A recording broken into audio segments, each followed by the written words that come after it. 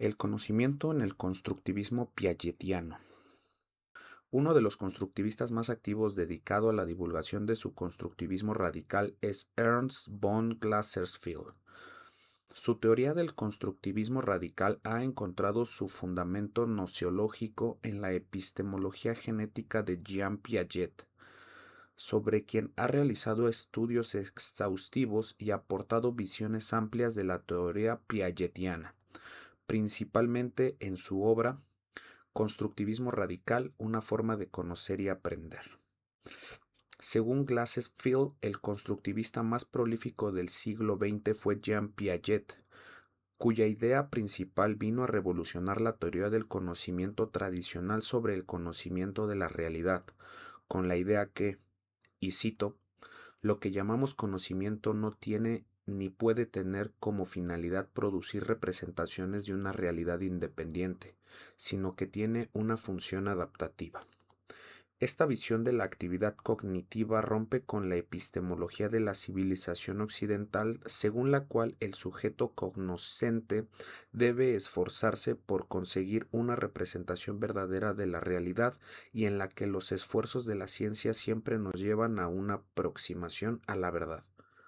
Dice Glassfield que Piaget es incuestionablemente el pionero del acercamiento constructivista a la cognición en este siglo. Es un acercamiento incómodo, según él, pues requiere de drásticos cambios de ciertos conceptos fundamentales que se han aceptado como ciertos durante mucho tiempo, como el concepto de realidad y de verdad. Para Glassfield, el trabajo de Piaget puede interpretarse como una lucha larga por diseñar un modelo viable de la generación del conocimiento. Para comprender el modelo de Piaget debemos reconocer en su trabajo una premisa biológica. En uno de sus pocos pasajes autobiográficos, Piaget cuenta que se decidió a consagrar mi vida a la explicación biológica del conocimiento. Él pensaba que el conocimiento era adaptativo. Esta idea ya había sido sugerida por James, Samuel y otros, pero Piaget vio que la adaptación en el dominio cognitivo conceptual no era igual que la adaptación fisiológica de los organismos biológicos.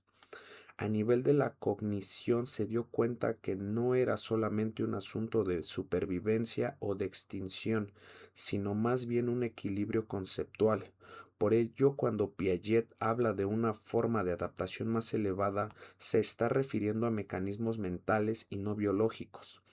Nos dice Glassfield que la búsqueda de Piaget de estos mecanismos lo motivó a interesarse en el desarrollo cognitivo infantil. Al observar las interacciones de los niños con su medio ambiente, intentó aislar las manifestaciones del proceso cognitivo para llegar a un modelo generalizable de la cognición y de su ontogénesis.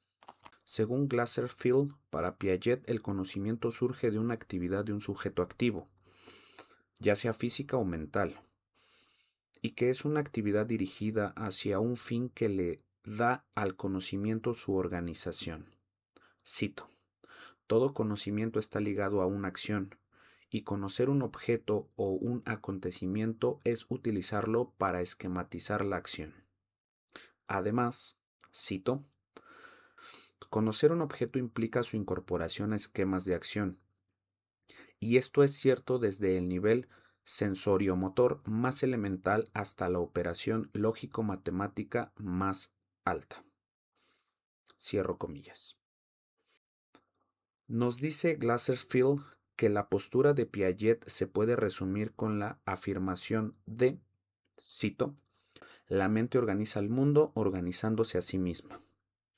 Es decir, explica Glassfield, que el organismo cognitivo da forma y coordina su experiencia y al hacer esto la transforma en un mundo estructurado. Cito, lo que queda es la construcción como tal. Y no hay razón para pensar que la naturaleza última de la realidad sea la construcción continua en lugar de consistir en una acumulación de estructuras prefabricadas. En sus primeras investigaciones en biología, Piaget hizo un estudio importante acerca de la adaptabilidad de ciertos caracoles. Estudió tres grupos de caracoles separados: los que viven en aguas tranquilas, hábitat A; los que viven en aguas levemente agitadas por las olas, hábitat B; y los que viven en aguas severamente agitadas por vientos y olas, hábitat C. Observó que la forma de los caracoles que viven en aguas tranquilas es elongada, y los que viven en aguas leves y severamente agitadas tienen la misma forma globular y curveada. Asimismo, observó que los caracoles globulares del hábitat B tenían crías globulares dentro del hábitat B, pero tenían crías elongadas cuando se colocaban en un acuario del tipo del hábitat A. Esto mostraba que el cambio estructural solo era fenotípico, no era un cambio genético permanente. En el caso de los caracoles del hábitat C, aunque eran iguales en forma a los del hábitat B, observó que cuando se les colocaba en un acuario tranquilo y sin movimiento durante 16 años, sus crías eran de tipo globular. Concluyó que los caracoles del hábitat C tenían un genotipo diferente. Con este estudio, Piaget propuso una postura intermedia entre la de Lamarck y la de Darwin. Lamarck decía que la evolución era resultado de un ajuste o acomodamiento del organismo a su medio ambiente debido a las exigencias del medio, y que, para que los organismos pudieran sobrevivir en un medio cambiante, estos desarrollaban cambios genéticos estructurales, es decir, tenían cambios de naturaleza adaptativa.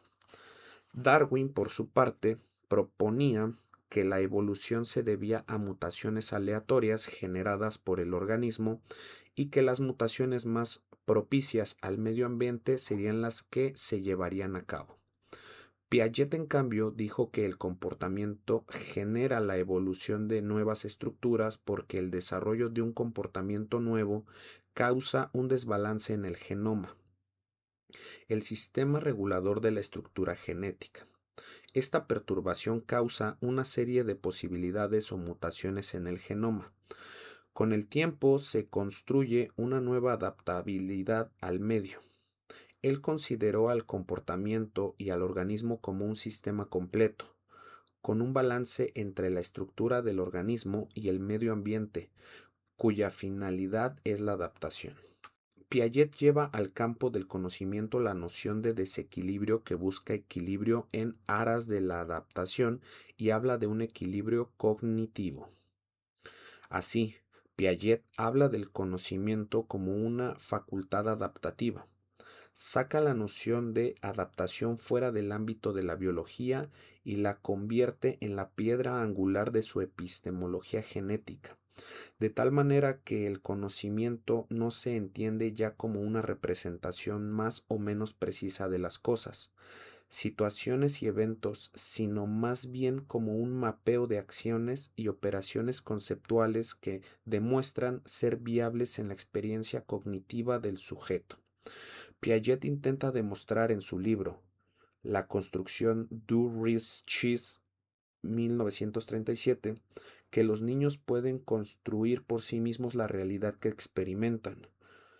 No acepta la idea de la cognición como productora de representaciones de una realidad ontológica, sino que comprendió a la cognición como un instrumento de adaptación construyendo estructuras conceptuales viables. Según Glassfield, la actividad constructiva durante los 2 primeros años de vida pone las bases de lo que será el mundo experiencial del niño.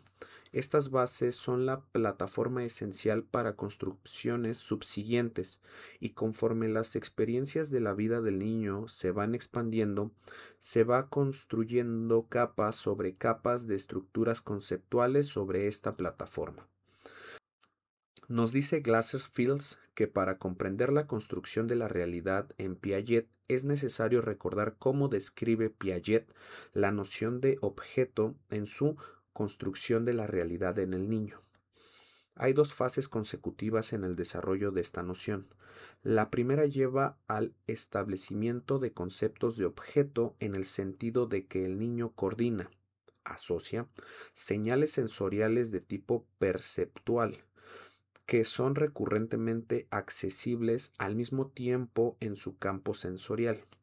Explica Glassers-Field que estos conceptos se pueden describir como rutinas para la reconstrucción de un objeto particular de interés, cada vez que sus componentes sensoriales son accesibles. El niño realiza siempre la misma acción con estos objetos, de modo que se puede afirmar que los reconoce mientras los ve. Su composición exitosa puede servir como desencadenante para una actividad específica que ha sido asociada con el objeto. En este caso, un observador puede decir que el niño reconoce el objeto, aunque el niño todavía no pueda conjurar una representación, es decir, una imagen visual del objeto, cuando el material sensorial relevante no es accesible. La segunda fase puede ocurrir solo cuando el niño ha alcanzado la etapa de imitación diferida, que se refiere a la habilidad del niño de llevar a cabo una secuencia de acciones físicas cuando la situación perceptual que originalmente llevó a la coordinación de la secuencia no está presente. Cuando la ejecución diferida no involucra una actividad motora, sino la coordinación conceptual de un objeto previamente constituido, entonces produce una representación.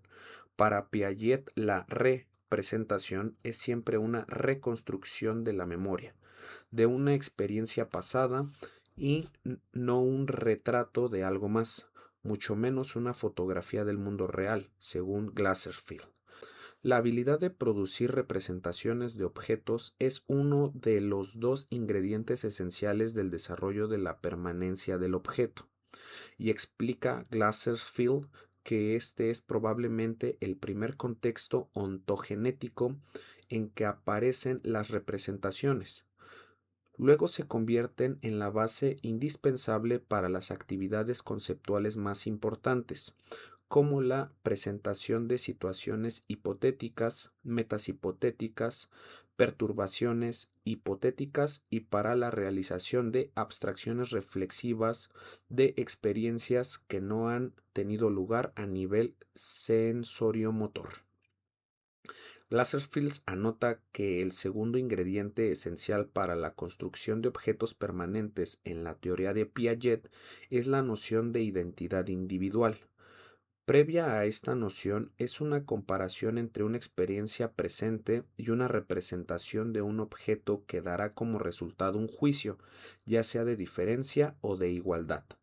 Pero la noción de identidad individual se complica un poco porque introduce la posibilidad de construir dos clases de igualdad, una que se refiere a dos objetos experienciales que se consideran iguales en todos los aspectos que han sido examinados, como el de la asimilación. A esto se le puede llamar equivalencia, y otra es la igualdad de dos experiencias de un objeto individual.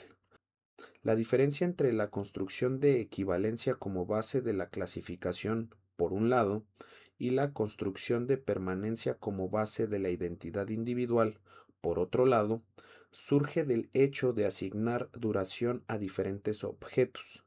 En el primer caso, explica Glassers-Field, el conjunto de características que, como grupo, diferencian un objeto experiencial particularmente de cualesquiera otros constructos se abstrae y se mantiene, se le da la duración para un uso futuro. Se constituye el prototipo al cual se pueden asimilar experiencias como miembros de una clase. Este procedimiento está a la base de toda clasificación y categorización. El concepto de permanencia del objeto, por otro lado, es una abstracción del segundo tipo de igualdad. Caracteriza la situación en la que el niño considera al objeto que está construyendo perceptualmente en el momento como el individuo idéntico que experimentó en un momento previo. Ahora la duración se le atribuye al objeto se está percibiendo o no en ese momento. Consecuentemente, dice Glassfield, que puede decir que el objeto existe. Glassfield entrecomilla la palabra existe.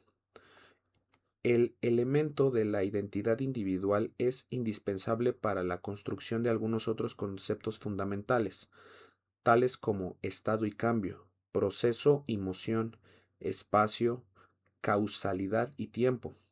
Observamos que Glassfield señala como fundamento de estos conceptos esenciales, en base a la teoría de Piaget, las construcciones mentales jerarquizadas.